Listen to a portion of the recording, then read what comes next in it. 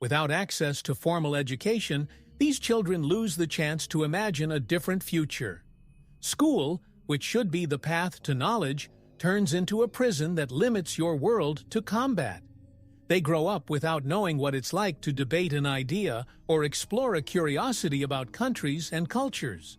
On the contrary, what they learn is to follow orders without questioning, to remain silent, and to conform. There is no room for dreams or ambitions, only for strict war discipline. The impact of the lack of education goes far beyond the present.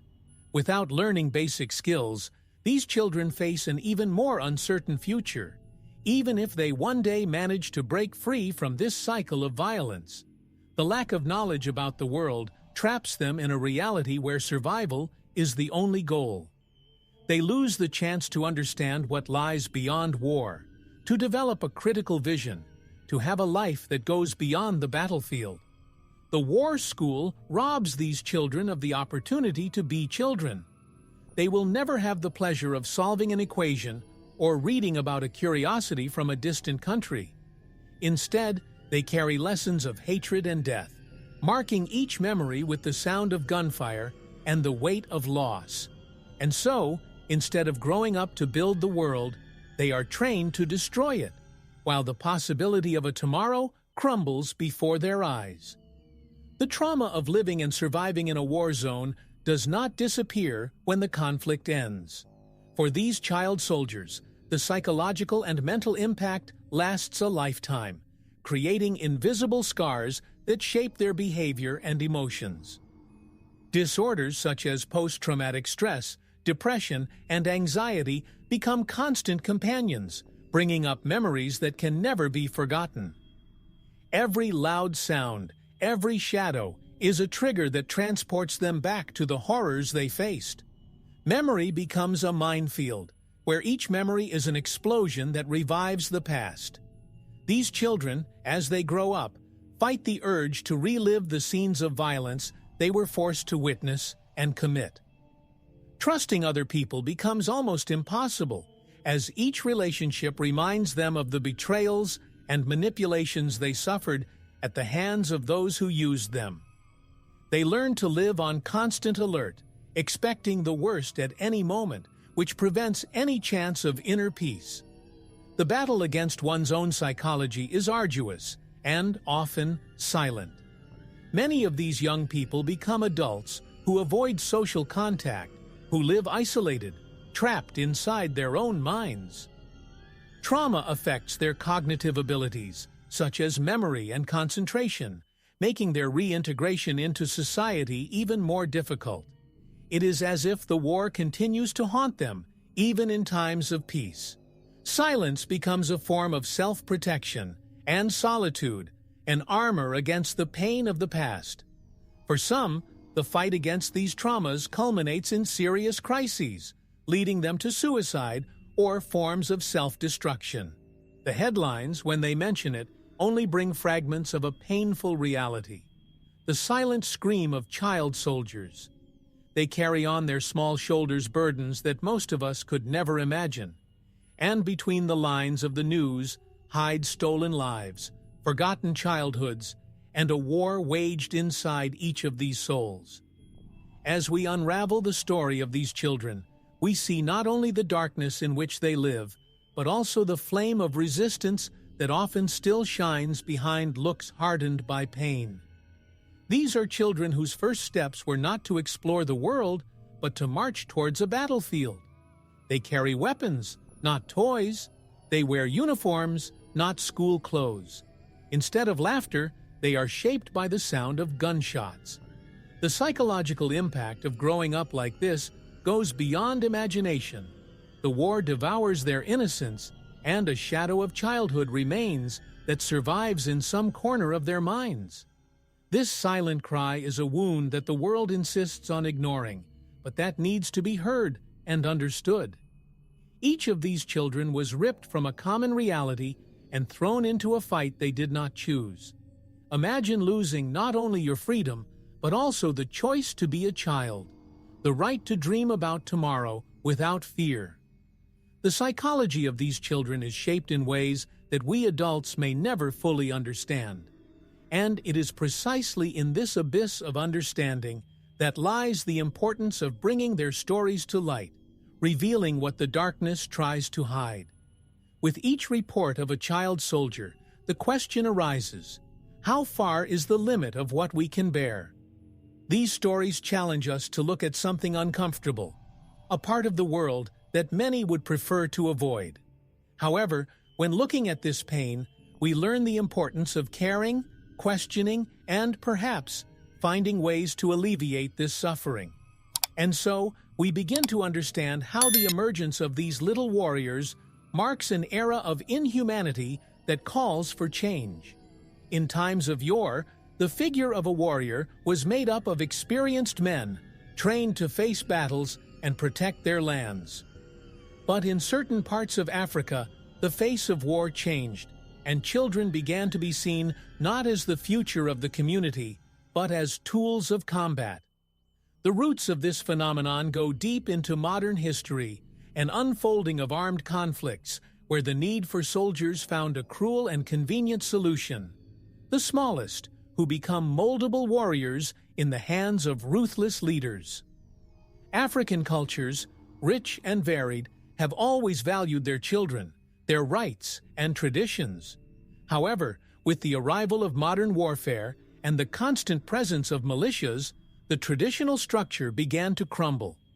Respect for childhood was replaced by the urgency to maintain control, and many of these children were dragged to the battlefield, a place that should never have crossed their paths.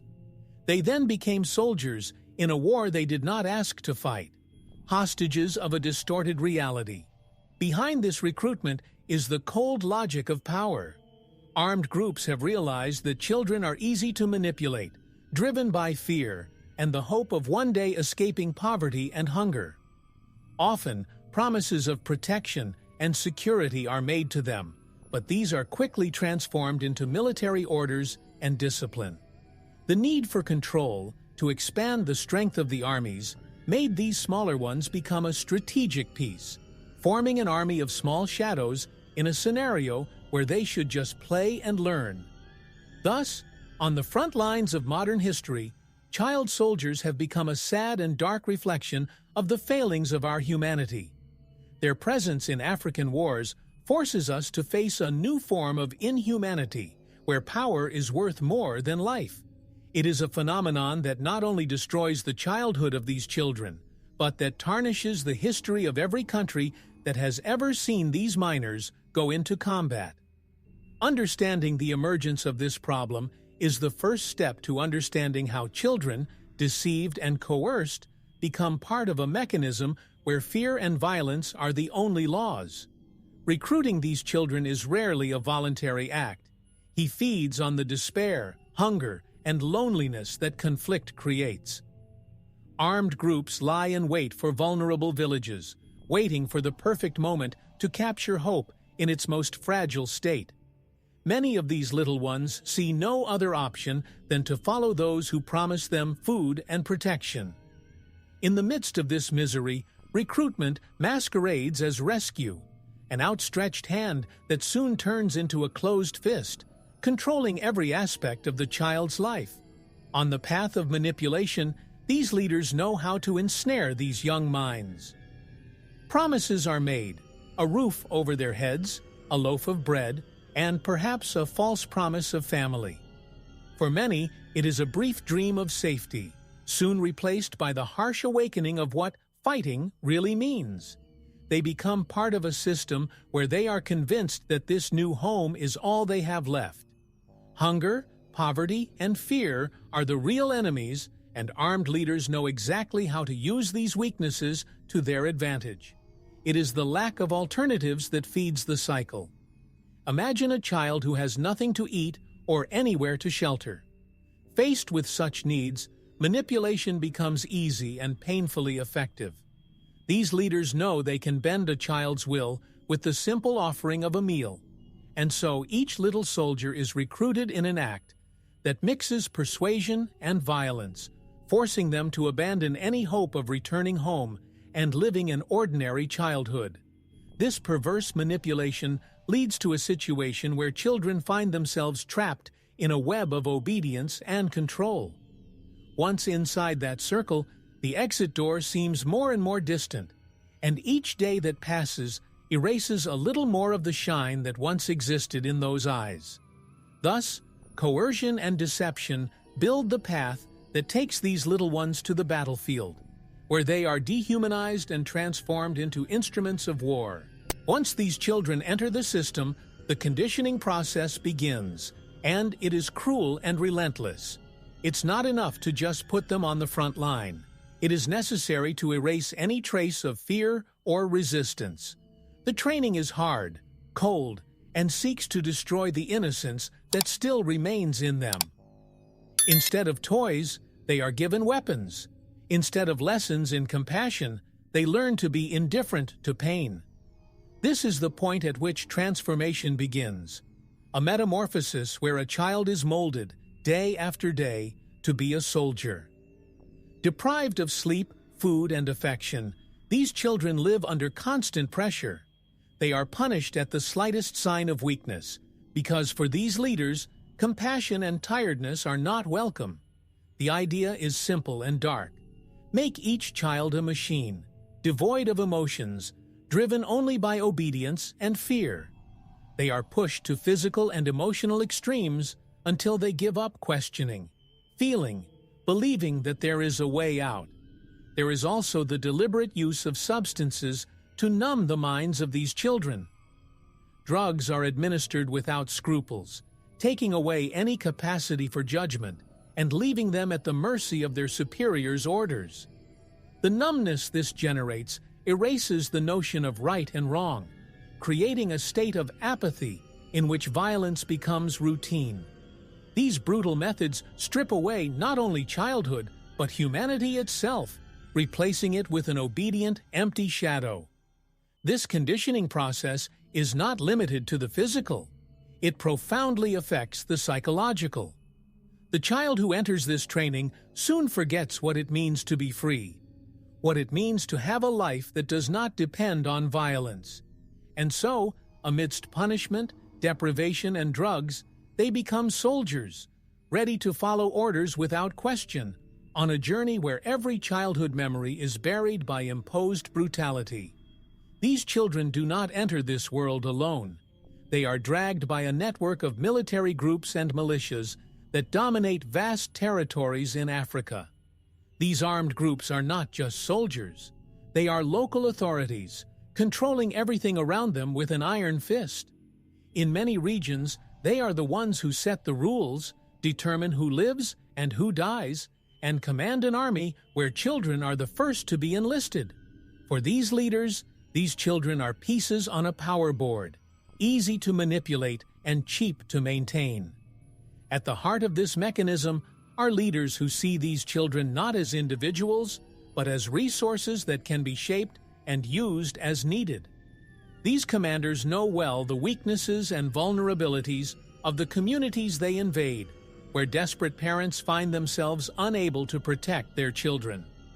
They are ruthless leaders, driven by ambition and the desire for control, who see in the fragility of these children an opportunity to expand their power and domains without any concern for the human cost. To maintain this structure, these groups often rely on foreign financing and the illegal arms trade. The sale of natural resources such as diamonds and timber finances, the purchase of weapons and supplies, and these children become part of this dark cycle of exploitation. It is a dirty trade where wealth and power are sustained by the pain and suffering of those who can least defend themselves. Thus, these militias turn children into soldiers, fueling a war machine that never seems to stop. This network of control, built on the pain of the most vulnerable, creates a reality in which childhood is just a word, and life is all about survival. These groups turn children into weapons, and in return, they only offer an empty promise of protection, something that many of these little ones will never find. And so, with each new recruitment, the cycle of power and suffering strengthens, taking these children further away from who they once could have been. Inside the mind of a child soldier, there is a silent conflict that goes far beyond the battlefield. By being forced to act against their own instincts, these children face constant trauma that erodes their identities. They begin to lose a sense of who they are, where they came from, and even the dreams they once had. This trauma turns into an invisible armor, made of pain and fear, that prevents any trace of childhood from emerging. The process of identity suppression is one of the cruelest aspects of this reality. Over time, a child's natural empathy is replaced by indifference, almost like a survival mechanism. They learn to ignore suffering, to look at others without feeling, as this is the only way to bear what is happening around them. It's a gradual erasure of emotions, where each small victory in war erases yet another trace of your humanity. These traumas do not heal. They become wounds that, instead of closing, deepen, taking over who they are. The process of dehumanization is meticulous and systematic. With the daily repetition of violence, these children are conditioned to act on impulse, to follow orders without question. Each brutal act they commit erases the line between right and wrong, between self and other, a little more. It's as if each blow, each shot, takes away pieces of their souls, leaving in place only an obedient and empty shadow. They gradually become strangers to themselves. The ability to distinguish good from evil is lost in a whirlwind of survival and submission. These children stop being children. They stop being individuals. War robs them not only of their childhood, but of the very notion of who they could have been. And so, immersed in an internal and external conflict, these little souls wander, forgetting who they were and no longer knowing what it means to be human. The cruelty of this system goes beyond recruitment. It infiltrates the family structure itself, dismantling bonds and forcing these children to confront what they never should. Imagine a child ripped away from his parents, taken away from his siblings, without a chance to say goodbye. Worse still, some of them are forced to return home, but not as children, but as instruments of destruction. They are forced to attack their own villages, to raise their hands against those they once loved, in a macabre inversion of what they knew as home. This act of forcing a child to hurt or even kill a family member is not just a military tactic. It is a form of absolute control. Once they cross that line, they lose any hope of returning. The weight of guilt and shame binds them to this new life, with no possibility of returning. It is as if the past was obliterated by the violence of the present, and the bond that once existed was replaced by a scar that can never be healed. This family destruction goes beyond the individual impact. Villages, hamlets, the entire community are affected. Every time a child is forced to raise a weapon against their own, trust in their own community is broken. Parents and children become strangers, and the cycle of revenge begins to erode what remains of peace. These acts leave deep scars, not only in the little hearts that were violated, but also in the social fabric around them, where fear and resentment take root. It is painful to imagine the impact of this disintegration on a child. Seeing yourself as a threat to your own loved ones, losing the ability to call someone family. War, in this sense, is not limited to battlefields. It reaches the home, destroying the concept of home and security. Thus, each child soldier not only bears the weight of his own pain, but also that of a destroyed family, a lost innocence, and a future that can never be lived. For these child soldiers, the battlefield is just part of reality. They don't just fight, they also work to the limit, in inhumane conditions, like slaves in the service of a war they do not understand. They are forced to carry heavy weapons, carry supplies, and perform tasks that require far more than their small bodies can handle. In this exhausting work cycle, your days become a routine without rest, without relief, without the slightest chance of a breather to be a child. Forced labor extends beyond the physical. These children are deprived of any autonomy, obeying every order without question, driven by fear of the consequences.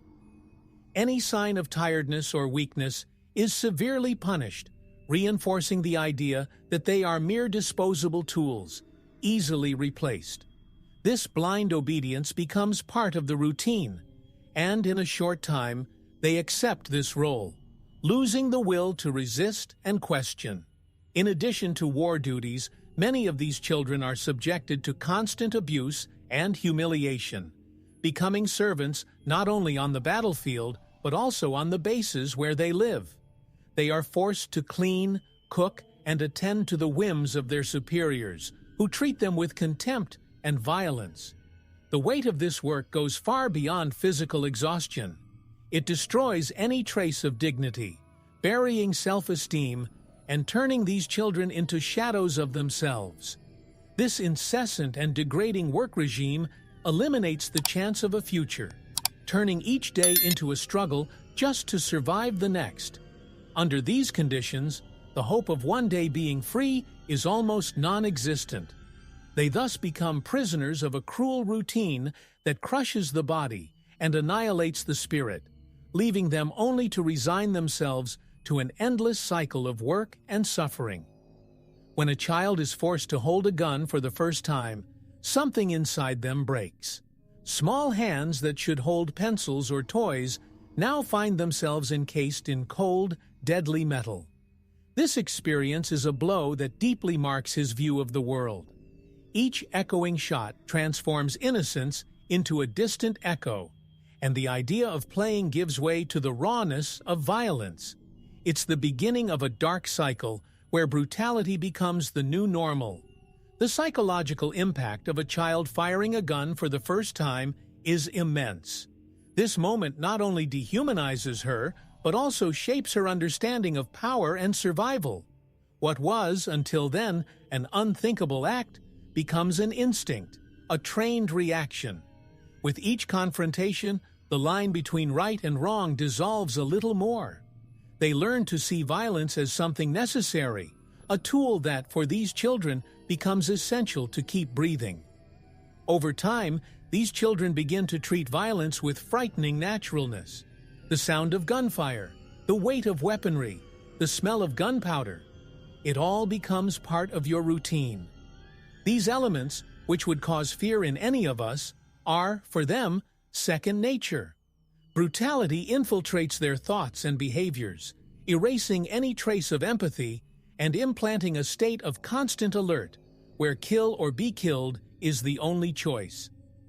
Early exposure to violence creates an armor that grows stronger every day, but which, at the same time, corrodes from the inside. The child who could one day have become a doctor, teacher, dreamer, now only knows the vocabulary of war. Every act of violence he commits is a scar on his soul, a memory that will never disappear.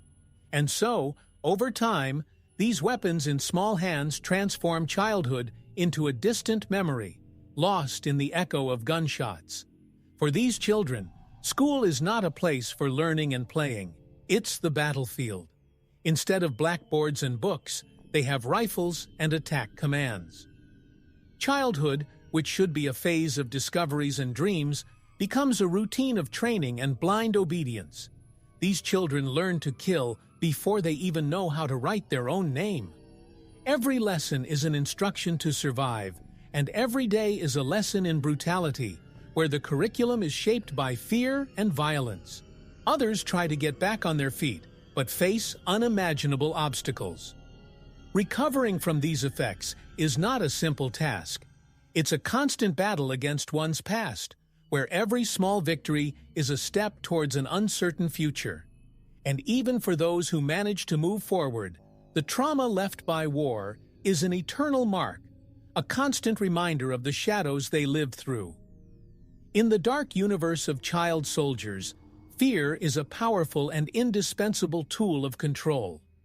From day one, they are taught to obey without question, as any show of resistance is crushed with severe punishments. Fear is cultivated and used to shape the minds of these children, making obedience become an instinct. It is blind obedience, imposed by the constant threat of pain and death, where the slightest mistake can result in brutal consequences. Punishments are methodical and calculated to break any trace of individuality. Children who try to escape or show weakness are used as examples, receiving public punishments so that everyone can witness the price of disobedience. This spectacle of violence becomes a routine, a way of maintaining order and submission through terror. And so these children learn to repress any thoughts of freedom because the price of acting on their own is too high. This system of control creates a hierarchy of fear, where even children are encouraged to watch each other in a network of distrust and paranoia. They are taught to report any misconduct, as they know that silence can also result in punishment. The culture of fear permeates every aspect of their lives, turning them into obedient pawns, unable to trust or seek comfort among their peers. Fear then becomes your only companion. Forced obedience erases the shine of any possibility of rebellion. Fear consumes every trace of hope, every desire for a different future. For these children, life is all about following orders and avoiding punishment. They become prisoners of a cruel system, where freedom is a vague and distant idea, and the only possible relief is to survive the next day without punishment. Thus, fear shapes them, controls them, and imprisons them in a reality that few could bear. For a child soldier, freedom is nothing more than a distant illusion, something that only exists in the stories they may have heard before being ripped from their families. Under the constant surveillance of ruthless superiors, these children live in an endless state of alert. Every movement, every gesture is carefully monitored, and any sign of rebellion or weakness is severely punished. There is no space for privacy or rest. They are always under the eyes of a system that sees them only as cogs in a war machine. Within this reality, the simple idea of escape becomes impossible. Children know that even if they try to escape, they are always surrounded, watched by those who have the power to decide their fate. This constant surveillance creates an environment where trust becomes impossible, as any confession, any sign of doubt, can be used against them. This cycle of distrust is the very essence of control, eliminating any possibility of unity or revolt among the little prisoners. Small acts of resistance, such as a look of hope or a gesture of compassion, are seen as threats and immediately repressed. These children learn to hide their thoughts, to camouflage their emotions, to swallow any desire that could put them at risk. They are conditioned to live without questioning, without expressing themselves, because they know that freedom, in whatever form it manifests itself, is a forbidden dream. Each act of surveillance reaffirms their role as prisoners in a world where freedom does not exist. Constant surveillance keeps them trapped in a cycle of fear and submission. The concept of free will loses its meaning, and life becomes a series of automatic movements with no hope of change. These children are shaped to survive, not to live, and so they continue, without knowing the relief of being just a child, while the watchful eyes of those who control them erase any chance of a different future. In addition to direct combat, these child soldiers are used in other equally dangerous and strategic roles. They become spies, messengers, and scouts, playing key roles for armed groups. In these roles, the ability to go unnoticed is exploited to the maximum. After all, who would suspect a child? They are sent to gather information, observe enemy movements, and even deliver messages to hostile areas, risking their lives at every step. When used as spies, these children learn to live in a constant state of alert, trained to observe and report everything they see. This role requires a coolness and caution that go far beyond his years. They know that any mistake could mean their death or the death of others. Each mission is a lesson in survival, where the slightest mistake can be fatal. These kids become part of a dark strategy game where they are just disposable parts. As messengers, they face the danger of crossing territories controlled by enemies, carrying information that can define the course of battles. It is a task that requires courage and nerves of steel, qualities that are forced to develop from a very young age. They know that if captured, they could be tortured or killed. But for leaders, these risks are unimportant. Each child is just another means to achieve their goals, without considering the emotional and physical toll it takes. These functions reinforce these children's role as tools of war, molding their minds to believe they are useful only within that context. Each mission is an experience that takes them further away from a normal childhood.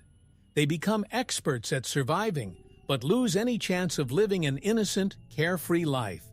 And so, between messages and espionage, their identity becomes diluted, and the notion of a future without violence becomes increasingly impossible. For some of these children, the war was not the end of their story, but the beginning of a journey of overcoming. There are those who, against all odds, manage to escape this nightmare, and today carry their stories as testimonies of a fight for survival. They are voices that defy silence, that rise up to remind the world that pain and suffering can be overcome, even when everything seems lost. Their stories are a cry of hope, showing that, no matter how bad the journey has been, there is always a possibility of starting over. These survivors often share stories of escape, filled with courage and desperation, moments when every step was a risk, but also a chance for freedom. Often, the escape is done alone, without the certainty that they would be able to escape. In their testimonies, they narrate the cold and lonely nights, the dense forests, and the improvised hiding places. Every detail is a vivid reminder of how survival took everything they had, and then some. These stories become inspirations, proof that the human spirit can endure the unimaginable. Even after escaping, the battle to start over is arduous. Many of these survivors struggle to rebuild their lives, to reunite with family, or to be accepted in their communities. There are immense challenges in reintegration, from stigma to the trauma they carry. Each step towards normality is a small miracle, a victory that for them means much more than any material achievement. They learn, day after day, to live with the scars, to transform the past into strength for the future. These survivor voices resonate as lessons for us all. They remind us of the power of resilience and the importance of never giving up, no matter the amount of pain or loss. Their stories serve as a beacon for those still trapped, living proof that there is a way out, that there is hope. And so, as we hear these accounts, we are invited to become part of this fight, to support those who still suffer, and to celebrate each story of survival as a victory against the darkness. For a child soldier who survived the war, returning home should be a fresh start, a chance to rediscover life away from terror. But the reality of reintegration is a battle in itself, marked by challenges that are often invisible to the eyes of those who have never lived such an experience. These children return to villages and communities that see them as outsiders, feared for their violent past. Stigma and distrust follow them, making home as hostile a place as the battlefield. Reunion with family, when possible, is a moment of joy and pain. Parents who lost children to war now welcome them back, but no longer as innocent children, but as young people marked by brutality. Communication becomes difficult, as the gulf between lived experiences is profound. What do you say to a parent who has never held a gun, who has never had to fight for their life? This is the dilemma these children face, torn between family love and the weight of what they have been forced to become. The school and the community, which should be welcoming environments, also prove to be challenging. These children face fear and judgment from their peers, who view them with a mixture of curiosity and fear.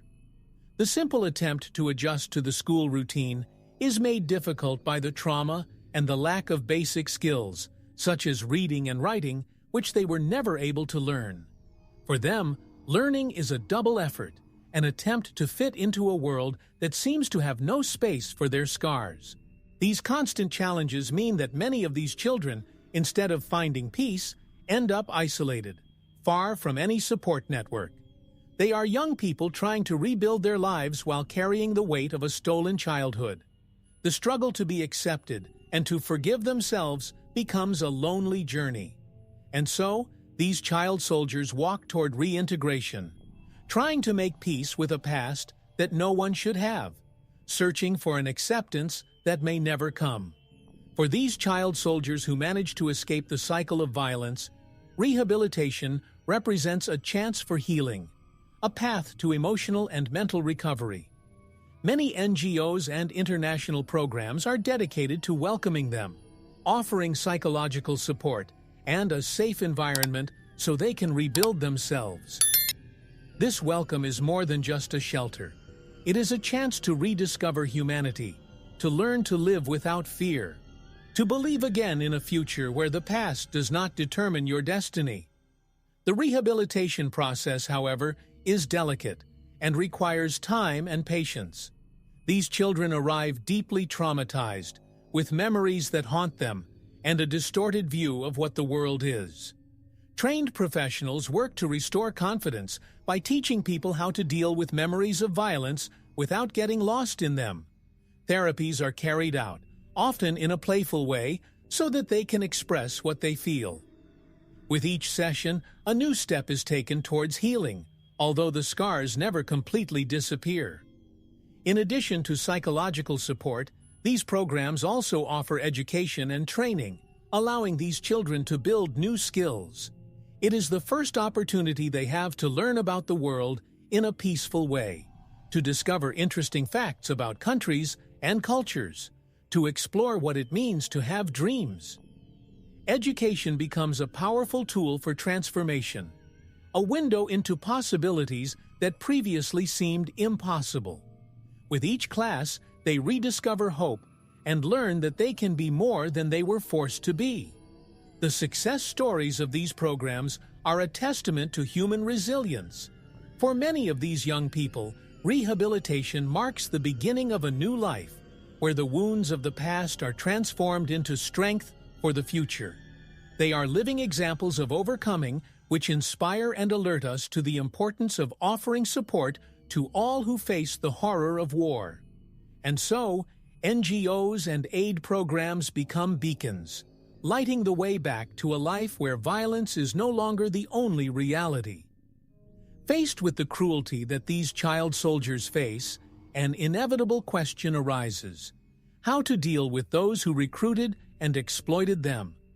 The search for justice is complex and challenging, especially in regions where the power of militias and armed groups remains strong. International courts, such as the International Criminal Court, attempt to hold these leaders accountable, but the path is arduous. The capture and trial of those who turn children into soldiers is a battle of another kind, where justice clashes with corruption and fear. For these commanders and militia leaders, child soldiers are just disposable tools. They manipulate them, exploit them, and discard them without remorse. When they finally face court, their excuses are often empty, trying to justify the unjustifiable. And for the children who survived, seeing those responsible punished brings a kind of belated justice, a recognition that the pain they suffered was not in vain. Each trial is a step toward restoring what was stolen from them: dignity and humanity. However, the legal challenges are many. Capturing these criminals is dangerous and involves negotiations with local governments, which are often reluctant to cooperate. Furthermore, the arms trade and the influence of militia money make it difficult to apply justice. Punishing those responsible becomes a slow and tortuous process, where each small victory is a sign of hope for the victims. And as the world watches, the question remains: can justice really make amends for what these children have lost? The truth is that for many of these young people, justice will never be complete. as nothing can restore their lost childhood. But punishing the leaders who recruited them is a way of giving voice to their suffering, of showing the world that child exploitation in conflict zones will not go unpunished. This process of accountability is a symbol of resistance, a way of honoring those who survived and fighting for those who are still trapped in this cycle. Justice, even if late, is a cry that these lives matter. The fight against the recruitment of child soldiers cannot be won without the support of the international community. Countries and organizations around the world have an essential role in preventing these crimes from continuing to happen. Economic and political sanctions, when applied well, can weaken the armed groups that exploit these children, cutting off their resources and isolating them. However, more is needed than just sanctions. Genuine commitment from governments and citizens is needed to push for concrete changes. International laws have been created to protect children in conflict zones, but their effectiveness depends on cooperation between nations. Organizations such as the UN and UNICEF work to implement these laws and to expose violations that occur. Diplomatic pressure can make a difference, especially when combined with awareness campaigns that show the world the brutal reality of child soldiers. The international community must come together to ensure that these laws are respected, protecting those who need it most. In addition to government actions, the participation of each one of us is fundamental. NGOs and social projects operating in war zones need financial and volunteer support to continue their work to rescue and rehabilitate these children. Every contribution, no matter how small, helps build a path of hope for these young people. Knowing that the world cares and that there are people fighting for them is a source of encouragement for these children, who have often lost faith in humanity. The unity of the international community and the public is the key to combating this reality. It is a collective effort, a chain of actions and voices that rise up to say enough to child exploitation. With each step, however small it may seem, it is possible to weaken the system that allows the recruitment of child soldiers. And, thus, each individual and each country become fundamental pieces in the construction of a future where childhood is preserved and war is fought fairly. Despite all their suffering and invisible scars, many of these child soldiers reveal surprising and inspiring strength. The resilience they demonstrate is proof that the human spirit has an immense capacity to recover. They find ways to rebuild their lives, to regain hope, and, in many cases, to transform trauma into purpose. These are stories of overcoming that remind us of the power of starting over and the possibility of healing, even the deepest wounds. The overcoming process, however, is not simple. These children, now young adults, face the daily challenge of reconnecting with their emotions, trusting others again, and finding a path that makes sense out of violence.